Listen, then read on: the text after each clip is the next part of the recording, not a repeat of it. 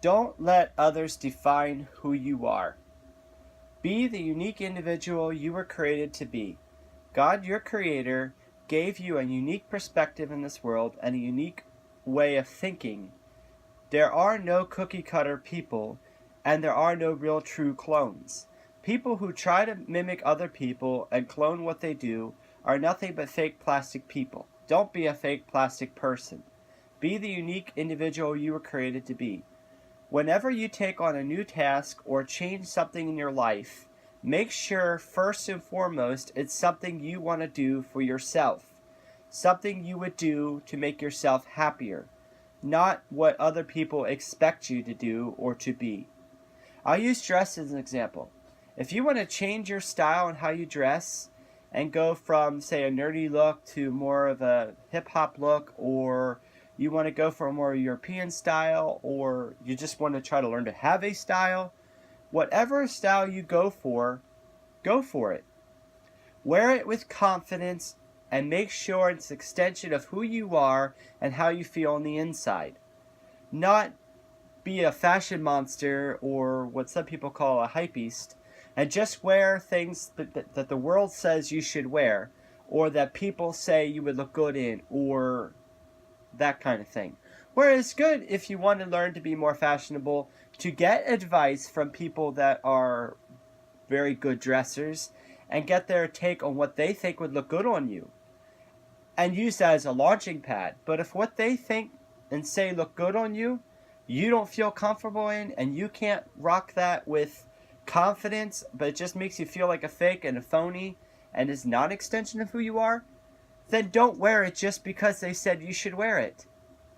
It's okay to tweak your style. Fashion says me too.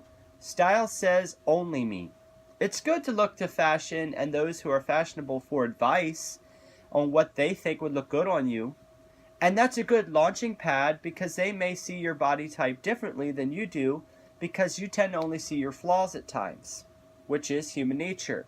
So whereas you may think you look good in such a thing, you may not look as good as you think you do, or you may think that you wouldn't pull off a look that you would like to pull off, but really would. So getting an outside perspective is a good tool, but in fact it is just that, a tool. You're not supposed to just wear what they say to wear because they say to wear it, or because they say you look good in it. If you don't feel comfortable and confident in it, then don't wear it. It's the same with anything else. If you want to learn to be more outgoing and more extroverted instead of introverted, and more, prone to say hello to people instead of being shy all the time, going to therapy is a great way of doing it. Surrounding yourself with happy, confident people that are outgoing and can help you come out of your shell is a good thing. But only if you're ready to do that. Only if you want to do that for you. Don't let other people tell you you're too shy, you need to speak more, and then bully you into doing what they want you to do. That's not help, that's control. There's difference. And knowing the difference makes you a healthier, happier person. Now, it's good if you want to make a change to get those who are like you want to be and surround yourselves with those type of friends because that will help you become more outgoing, more outspoken, less shy. If you want to learn to not be angry all the time, you want to go to counseling because they have tools that can help you to learn not to be angry. But then, of course, you want to surround yourself with people that aren't angry, people that are patient and kind and caring, that have the ability to bring out the best in you so that when you start to lose your temper, they can see your trigger points and they can help you put those tools you learned in counseling to good use and to become a more patient, calm person. These are all good and noble things.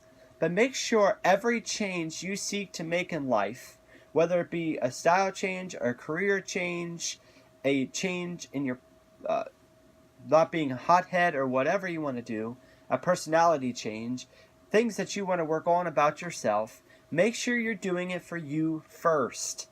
Because if you're not doing it for you, A, you're going to be unhappy and miserable. B, you're going to feel bullied. C, you're going to feel, you're just going to feel like you hate yourself even more. And D, you're going to fail. Because if you're not doing it for you, you are going to fail.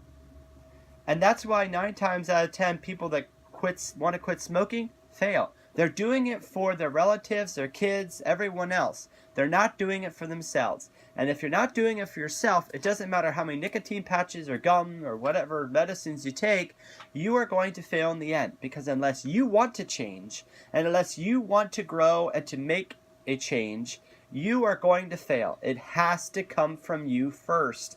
It has to be an extension of the desire that comes from your heart. It has to be something placed in there, whether you believe it's by God or just a decision that you're sick of living this way, that you're sick of being this way. There's a quote that I read this morning that says, when you want to make a change, a positive change, you have to love the change more than the bad habits you have, or something like that. It comes down to this. If you want to change a bad habit, you have to love something more than that bad habit. And that something more you ultimately have to love more than that bad habit is you. If you want to quit smoking, you have to look at the damage it's doing your lungs and the damage it's doing to your budget, and you have to want to love yourself more than you love smoking. If you want to make a career change and go after that dream job and go after the career you've always wanted, you have to love that goal more than you love your crappy job. And you got to love yourself more than you just love fitting into the box of just working and paying bills and working and paying bills because it's what your family says. Whatever you do, you have to love yourself first and foremost. And you have to make every change in life be about you and what you want out of life.